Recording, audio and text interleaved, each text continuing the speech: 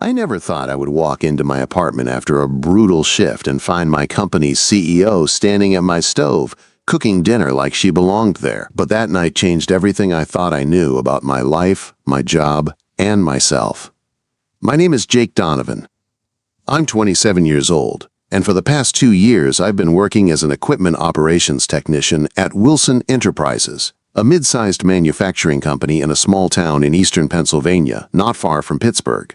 It's the kind of place where factories block out the skyline, and everyone's just trying to survive week to week. I grew up about an hour away in a rural town with more cornfields than people. Trade school was my way out. I didn't dream big. I just wanted steady work, a small place of my own, and some peace. What I got instead was exhaustion. My days start before sunrise.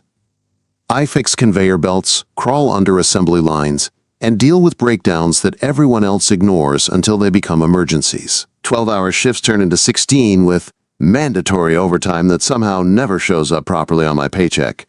They call me a team player. My performance reviews stay average no matter how much I push myself. Raises never come. Promotions feel like jokes people tell to keep you quiet. After work, I go back to my tiny one-bedroom apartment on the edge of town. Old brick building, peeling paint. A fridge that hums so loud it keeps me awake some nights. I eat frozen pizza or leftovers straight from plastic containers, sit on my sagging couch, and let the TV talk so I don't have to think.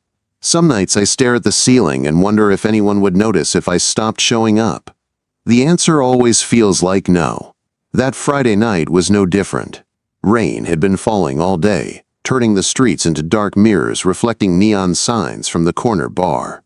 I just finished a 14-hour shift. My back hurt.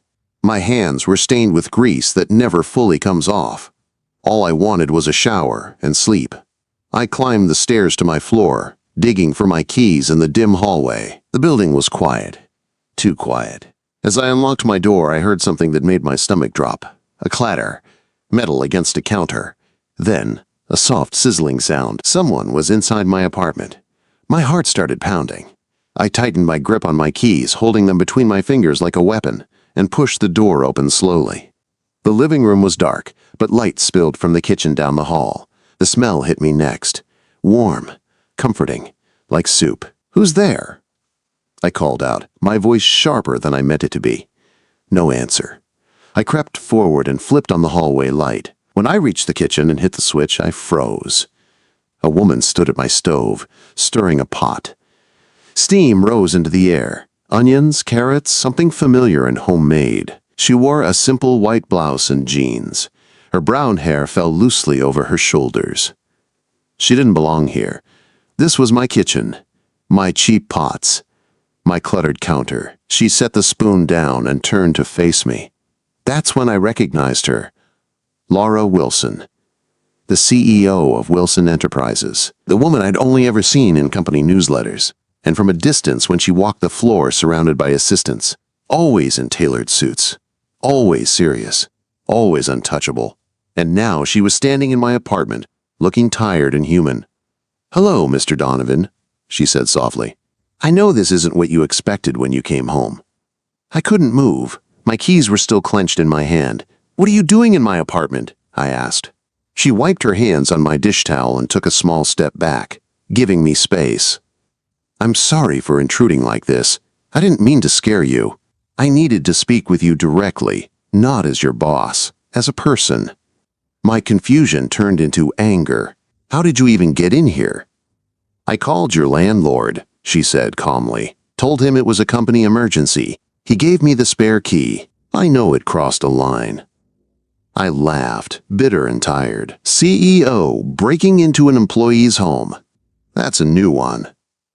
She sighed, and for the first time I saw her shoulders slump. "I reviewed some reports last night, personnel files, overtime records, performance evaluations, and I realized how badly we failed you." That stopped me. I looked at the pot on the stove. "So cooking soup is how you fix it?" Quote. A small, weary smile crossed her face. "I figured you'd be hungry. Please, sit down. Let me explain. If you want me to leave after, I will." I hesitated. Every instinct told me this was wrong. But another part of me, the tired part that had waited years to be seen, pulled out a chair and sat down. "Fine," I said. "Talk." She turned off the stove and sat across from me as rain tapped against the window. For the first time in a long while, my invisible life felt like it might finally matter. She sat across from me at my small kitchen table, hands folded, eyes focused like this conversation mattered more than any board meeting she'd ever been in. The soup bubbled quietly behind her, but neither of us moved toward it. The air felt heavy, like something important was about to crack open. "I spent last night reviewing internal audits," Lara said. "Not the summaries my team sends me, the raw data, payroll logs, overtime records, performance reports." I leaned back in my chair, crossing my arms. "And you decided to bring that to my kitchen?" "Yes," she said without hesitation. "Because what I found wasn't just numbers. It was you."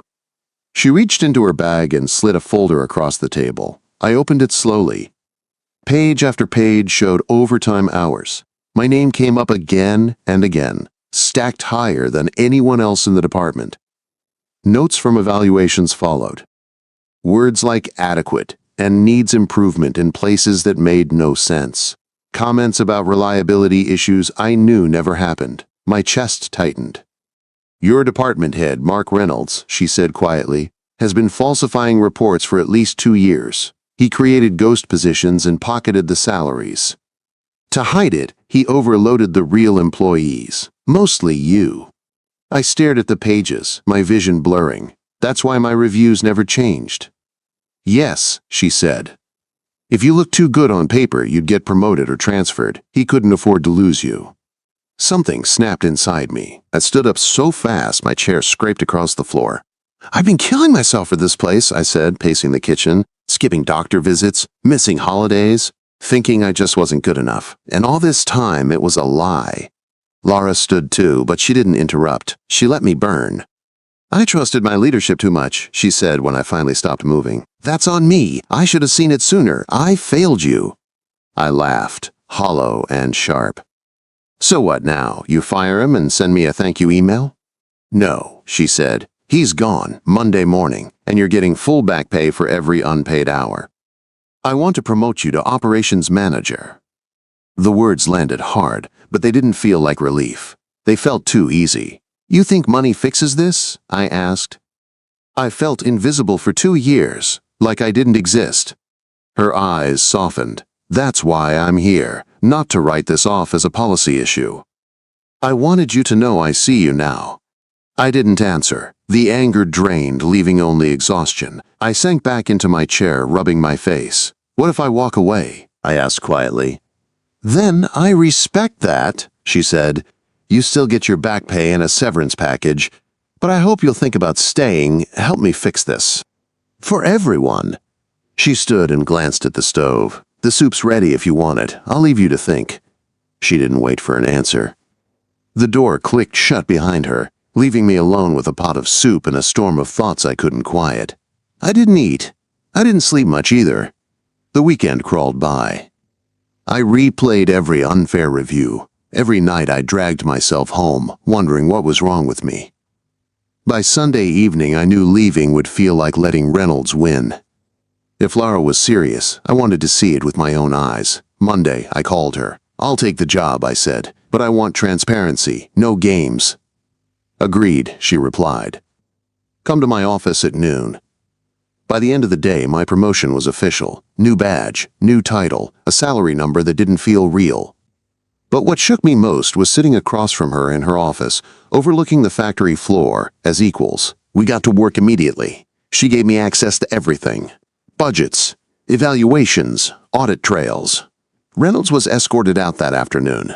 No excuses. No quiet exit. The changes came fast. Fair overtime. Mandatory breaks. Updated equipment. Anonymous reporting. I met with the techs who'd worked beside me for years, telling them things were different now. For once, it didn't feel like a lie. But not everyone liked it.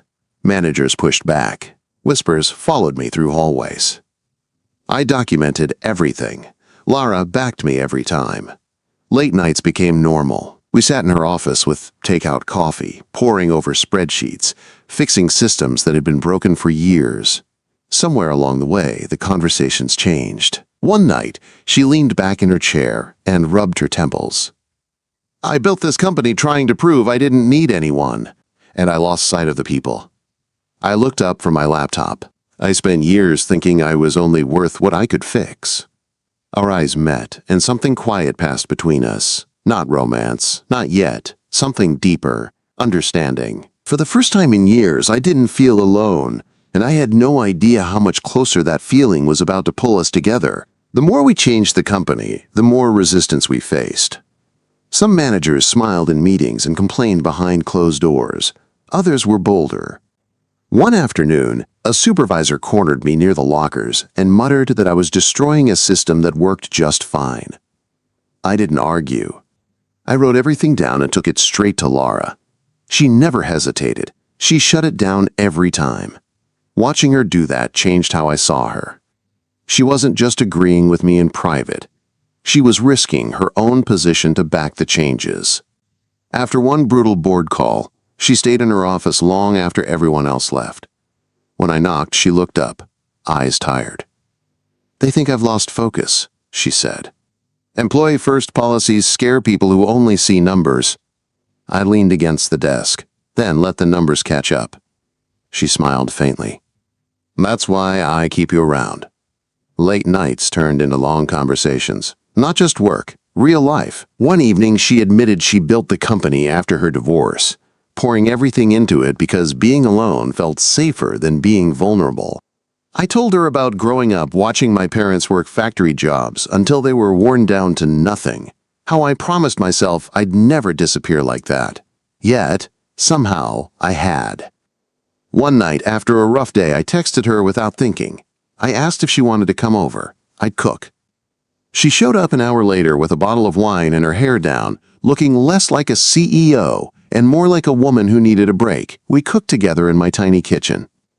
I burned the sauce. She laughed. The tension melted. We ate at the same table where she'd first sat weeks earlier. The conversation slowed, softened. Why did you really come to my apartment that night? I asked. She looked at me for a long moment.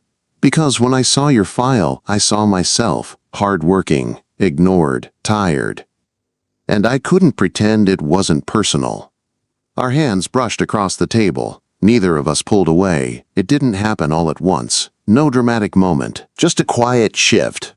Shared glances in meetings. Longer walks after work. Coffee that turned into dinner. We kept it professional at the office, but outside those walls, the connection grew naturally. One weekend, she invited me to her condo downtown. Glass walls. Riverview. A world away from mine. But inside, it felt simple. We cooked, talked, sat on the balcony watching the sun fade. She admitted she didn't know how to stop being in control. With you, she said, I don't feel like I have to be perfect. I reached for her hand. You don't. That night, we didn't rush anything. We talked until the city lights blurred. When she rested her head on my shoulder, it felt right. Steady. Real. At work, things weren't easy. A policy rollout failed. We argued. Voices raised. But instead of pulling away, we talked it through later at her place. Learning each other. Learning how to fight without breaking. Weeks turned into months. The company healed slowly. So did we. One rainy afternoon during a weekend getaway, she looked at me and whispered that she was scared to lose this. I told her I was scared too. But staying scared felt better than being numb. I didn't realize it then, but that fear meant I was finally alive again, and neither of us was ready for what came next. A full year had passed since the night I came home and found Laura standing in my kitchen, stirring soup like she belonged there. Sometimes it felt like a dream I could wake up from at any moment. Other times, it felt like the only real thing I'd ever known. Wilson Enterprises wasn't the same company anymore. The changes we fought for had taken root. Fair overtime became standard. Equipment upgrades reduced breakdowns. People stopped dreading coming to work. Turnover dropped so much, the board had no choice but to admit the results spoke for themselves. Even the skeptics went quiet. But the biggest change wasn't in the numbers. It was in how people carried themselves. Heads were up. Laughter returned to break rooms. And when I walked the floor now, People didn't look through me anymore. They looked at me. Lara changed too. She delegated more, stepped back from constant control. She learned to trust people again. Some nights, after tough meetings, she'd lean against me and say she finally understood what balance felt like. Not power, not success. Balance. Outside of work, our lives blended without effort. No announcements, no labels at first, just presence. Mornings where I woke up to the smell of coffee and found her in my kitchen again, smiling like that first night meant something different now. Weekends driving out of the city just to breathe. Rainy afternoons wrapped in blankets, talking about everything we used to hide from ourselves. We still argued. About budgets. About priorities. About fear. But we never walked away anymore. We talked. We listened. We learned. One evening, back in my apartment where it all began, rain tapping softly against the windows, she stood at my stove again. This time, she turned to me and said quietly, "I'm staying with you tonight." Not as a surprise, not as a rescue, as a choice. I pulled her close, feeling something settle inside me that had been missing for years. Peace. Not the kind that comes from escape, but the kind you build. I used to think my life would always be small, a job that drained me, a home that felt empty, a future that never showed up. But sometimes, the person who sees you the most clearly walks into your life when you least expect it. Sometimes, healing doesn't arrive loud or dramatic. Sometimes, it stands in your kitchen, cooks you dinner, and stays. And this time, neither of us planned on leaving.